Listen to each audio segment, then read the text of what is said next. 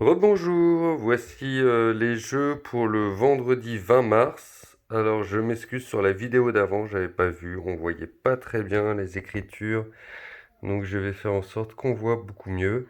Voilà, je tiens à vous mettre en garde sur votre présentation, ce serait bien que vous arriviez à faire une présentation qui ressemble un petit peu à ça. Donc avec un titre qui est centré, vous voyez, je centre au milieu de ma page. Des numéros, là on va commencer par de la conjugaison, des maths, on aborde un nouveau chapitre, axe de symétrie, et en sciences on va tenter de faire un graphique. Voilà, donc un programme intéressant, j'espère qu'il vous intéresse. On commence par la conjugaison. Donc ici, conjugaison, un texte au futur. Alors, j'ai préparé ici donc un texte, vous voyez, que j'ai pris dans un livre de géographie.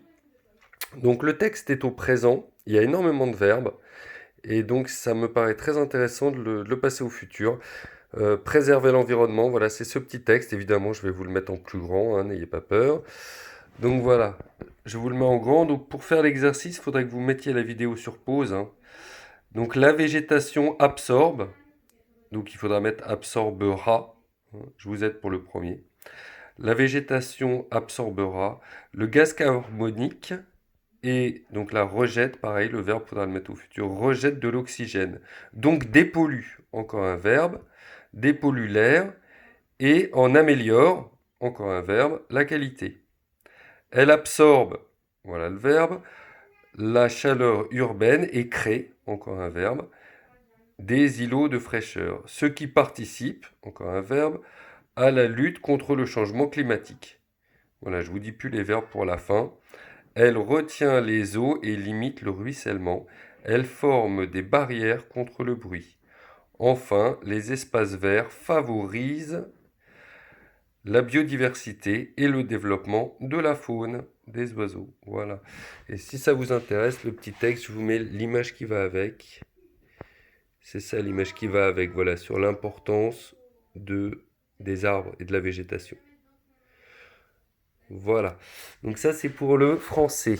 Pour les maths, on aborde une nouvelle notion. Donc, les axes de symétrie. Donc, un axe de symétrie, je vais vous mettre le cours là, ici, que vous puissiez bien le voir. Alors, attendez, je le mets bien.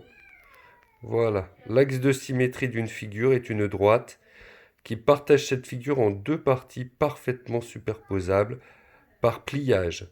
L'axe de symétrie peut être vertical, horizontal ou oblique. Donc ça paraît compliqué, mais en gros, ça, il n'y a pas d'axe de symétrie. Vous voyez, on ne peut pas faire un trait, et si on plie suivant le trait, ça se recoupe. Donc là, ça, c'est pas bon, c'est pas un axe de symétrie. Ici, on en a un, vous voyez, l'axe de symétrie, il est en rouge. Si je plie suivant le trait rouge, ben, les deux figures vont se superposer. On peut mettre l'une sur l'autre. Ici, plein d'axes de symétrie, vous voyez, il y en a un, 2, 3, 4.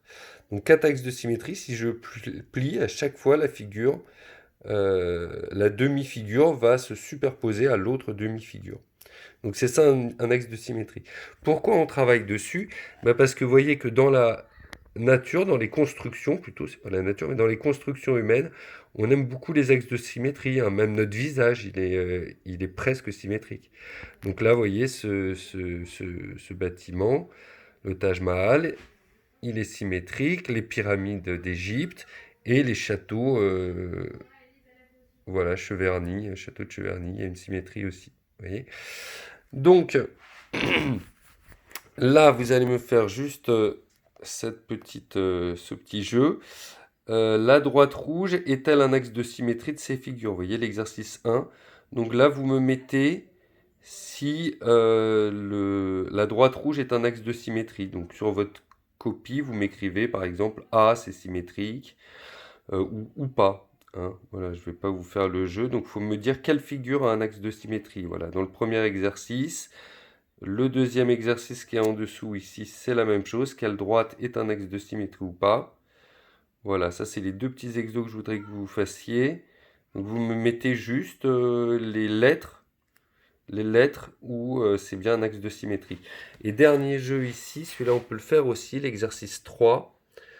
observe ces mots, quelles sont les lettres qui n'ont pas d'axe de symétrie. Donc là, vous regardez quelle lettre n'a pas d'axe de symétrie.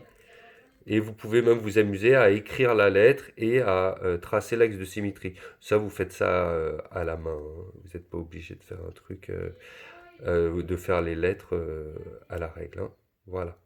Donc voilà, exercice 1, 2, 3. Je vous laisserai mettre sur pause la vidéo pour plus de facilité. Dernier jeu, donc voilà, science, graphique des températures sur une journée. Oui, j'ai changé d'avis, je vous avais parlé de faire un graphique tous les jours de mettre une température. Là, je trouve que c'est assez intéressant de le faire sur la même journée. Donc regardez, ça se présente comme ça. Donc ici, vous avez les ordonnées et qui représentent les températures en degrés Celsius. Donc il suffit de faire un petit trait, tous les carreaux, et vous écrivez 1, ça c'est 1 degré, 2 degrés, 3 degrés, 4, 5, 6. Bon, moi ça va jusqu'à 16. On peut peut-être aller jusqu'à 18. Je crois qu'il y a 2 jours, il a fait 18 degrés le midi. Donc effectivement, moi c'est peut-être un petit peu petit, il faut peut-être mettre 18 carreaux, hein. Donc ici, au moins 18 carreaux. Ici, cet axe, c'est c'est l'abscisse, on appelle ça l'abscisse, donc c'est tout simplement les heures de la journée. Donc moi j'ai commencé à 10 heures du matin, si vous vous levez plus tôt, je pense que vous vous levez plus tôt, donc vous pouvez commencer plus tôt. L'idée c'est de faire un carreau sur deux, donc vous voyez 10 heures, 11 heures, midi, 13 heures, 14 heures, etc. Je vais jusqu'à 19 heures. Voilà. Alors, comment ça marche? Alors, allons-y. Donc ce matin à 10 heures, alors évidemment il vous faut un thermomètre, hein. Et le thermomètre, faut le mettre sur le rebord d'une fenêtre pour avoir la température extérieure. Sinon, évidemment, vous aurez toujours la température de votre maison qui est à peu près constante, hein. Enfin, qui change un peu, mais remarque, ça peut être intéressant. Faites aussi la courbe à l'intérieur de la maison, vous verrez les différences. Ça peut être intéressant aussi. C'est expérimental, c'est bien. Donc, à 10 heures, je suis là. Imaginons qu'il fasse 8 degrés. Eh bien, je vais aller jusqu'au 8. Et ici, je vais faire ma petite croix. Alors, allons-y. Voilà. Voilà, et j'ai plus rien d'autre à faire. Après, à 11 heures, je regarderai la température. Elle devrait être un petit peu plus haute. Alors, c'est un exemple, hein, là, vous faites pas comme moi, hein. À 11 heures, si par exemple il fait 12 degrés, eh bien, vous voyez, je vais monter le long de cette ligne pour aller jusqu'au 12. Il est là, le 12, vous voyez. Et donc ici, je vais mettre ma petite croix. Voilà. À midi, imaginons, il fait assez chaud. C'est sympa, il fait 16 degrés, on va dire. Allez, je monte, hop, je vais jusqu'au 16. Voilà. Voilà, et donc vous allez faire ça toutes les heures ou toutes les 2 heures, hein, vous embêtez pas, de toute façon, moi c'est des propositions, hein. Mais c'est intéressant, donc faites-le. Mais faites-le comme vous pouvez. C'est-à-dire que si vous pouvez pas pendant 3 heures, eh ben vous faites pas pendant 3 heures, hein. Si la fois d'après, il est 15 heures quand vous prenez la température, eh ben mettez à 15 heures. Voilà. Et donc voilà, vous me montrerez vos graphiques. Ça peut être bien de prendre une photo et de m'envoyer en mail pour vos graphiques. Et puis même pour vos exercices, hein, vous n'hésitez pas. Là, j'ai pas reçu, à part Mathis et sa maman qui m'ont répondu, j'ai pas eu de mail. Mais donc n'hésitez pas à m'envoyer vos exercices, moi je corrige, hein. Et donc là, ce qui serait intéressant, c'est de voir comment va se comporter cette courbe après, vous voyez, durant le reste de la journée. Je vous dis pas, suspense, c'est vous qui me direz. Voilà, j'espère que j'ai rien oublié. Sinon, c'est pas très très grave. Je vous souhaite une très bonne journée. Je finis par vous montrer ma tête. Voilà. Au revoir et à demain.